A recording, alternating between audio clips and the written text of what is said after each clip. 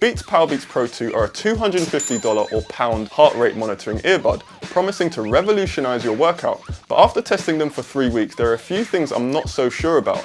Are these really a must-have in fitness tech, or are they just an overpriced earbud with a pulse gimmick? There's also one thing in particular that felt weird with these earbuds that make me send the pair I had back and get another one. I will get to that by the end of this video too. These earbuds were not sent to me by any company, nor is this review sponsored in any way. This is just an honest review. I bought these with my own money to see if they're as good as they look. As you may already know, I have reviewed a few Beats earbuds on this channel, and I have really liked some of them, so I went into this with high expectations. Once I heard that these new earbuds were released, I purposefully didn't watch anybody else's review or read any articles on them either. I just wanted to get straight to the website and buy a pair for myself. That's generally how I like to do things, just to give myself a pure, unspoiled opinion. Now, when I first got them out of the box, I quite liked what I saw. Nothing unexpected. You get the case, the earbuds, and some extra ear tips. The case does feel a bit lightweight, but I didn't consider this a big deal. It's just something extra that I was going to keep an eye on throughout my review. Now, when I think about how comfortable they were to wear, I can't really say I had any complaints. I wore them for many gym workouts and they stayed in my ears just fine. There were many times where I completely forgot I still had them on. The loop that goes around the back of my ear didn't give me any sort of irritation or discomfort either. I ran in them, I lifted in them, the fit was really good. And I'm happy to say that these Powerbeats stayed in their position very well, and they didn't shift at all during my workouts. So far so good, right? Now let's talk about the heart rate monitoring. The Powerbeats Pro 2 feature optical heart rate sensors integrated directly into the earbuds. They shine light into your skin and measure how it reflects back as blood flows through your vessels. But getting the accurate readings depends on a proper fit. The Beats does of course come with several ear tip options, and finding the right seal is crucial for heart rate accuracy as well. I decided to do a little test just to see if there's any major difference between my Polar tracker, which sits on your arm, and the Powerbeats Pro 2 earbuds. The Powerbeats I used on this phone shows that I've burnt more calories than the readout using the Polar strap. There's also a difference in the response to intensity. I think this is something worth paying attention to. It could actually be a deal breaker for some people. Maybe you're an athlete training for an upcoming event, or you're trying to reach some sort of weight loss goal and you're aiming to burn a certain amount of calories per day. That slight difference in data could maybe trip you up in the long run. Now, when it comes to Beats earbuds, I'm used to earbuds from Beats being rich and bassy without it affecting the quality, or should I say the clarity, of the sound I hear. I've gotten quite used to that, but I think these are very different. The sound isn't the usual, and it's actually not as good as some of the previous models from Beats that I've tried. In my opinion, I was quite let down. Now, I would never compare them to a pair of over-ear headphones because that just wouldn't be fair. I would compare them more to an earbud I use regularly, like my AirPods. With an earbud like the AirPods, you get a well-balanced audio experience with crisp highs, clear mids, and surprisingly decent bass for their size.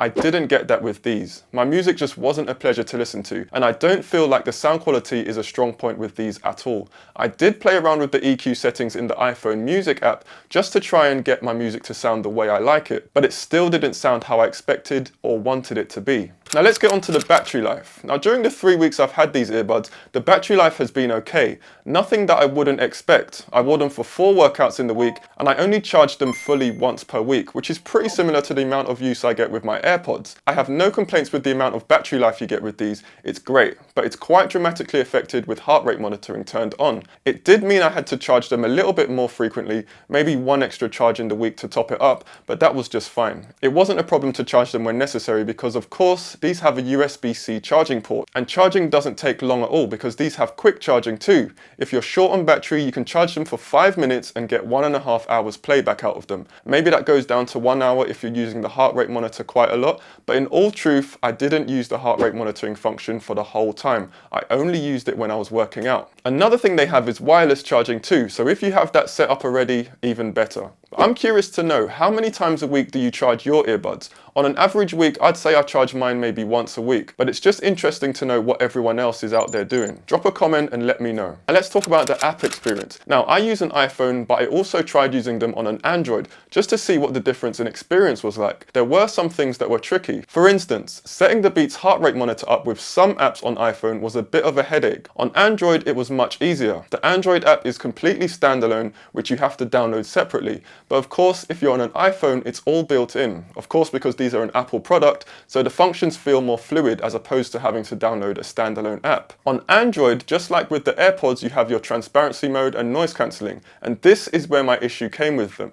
The noise cancelling was so weak I was questioning whether I had somehow gotten a dud. The effect of noise cancelling was almost non-existent on these. A few times I was actually looking at my phone screen to double check if I had actually set them in the noise cancelling mode and not in the transparency mode. Things around me did sound slightly muted, but the effect for me just wasn't very strong. It was really weak. I tried them while cycling around central London too, and I struggled to hear my podcast clearly. I was really disappointed. When I use my AirPods, usually the noise cancelling function reduces the wind noise enough for the wind not to be a problem, but with the Beats, it was dramatically worse. Good noise cancelling should allow you to hear your music at a reasonable volume level with minimal outside or external interference. I didn't feel like they did that very well. I changed the ear tips on them to get a different fit just to exclude any possibility of it maybe being an issue with me, and it was still the same thing, a really weak noise cancelling effect. I wasn't impressed at all. So the very next day I spoke to Apple support just to be sure, and their recommendation was to return them and get a new pair.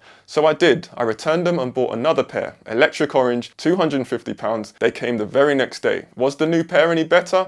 Not really. The noise cancelling on these earbuds was definitely weaker than I expected, and it just makes me really think about that price. After 3 weeks of testing the Powerbeats Pro 2, I'm left with mixed feelings. But I want to wrap this up and answer the question, are these £250 heart rate monitoring earbuds worth your hard-earned money? The fit is exceptional. They stay secure during workouts, the battery life is solid, and the convenience of having your heart rate tracking in your earbuds is undeniably appealing for fitness enthusiasts. But the data discrepancies means that serious athletes probably shouldn't rely on these for precision training data. The sound quality also falls short of what I'd expect at this price point, and that noise cancelling is so underwhelming for me that I genuinely thought that my first pair was defective. When you're spending that much money on a pair of earbuds, these shortcomings for me are just hard to justify. I personally think that you're essentially paying a premium for the heart rate monitoring feature, which isn't as accurate as a dedicated device would be, and compromising on sound quality and noise cancelling that you could probably get better with a different pair of earbuds. So who are these for? In my opinion, if you're a casual gym goer who wants the convenience of one device for music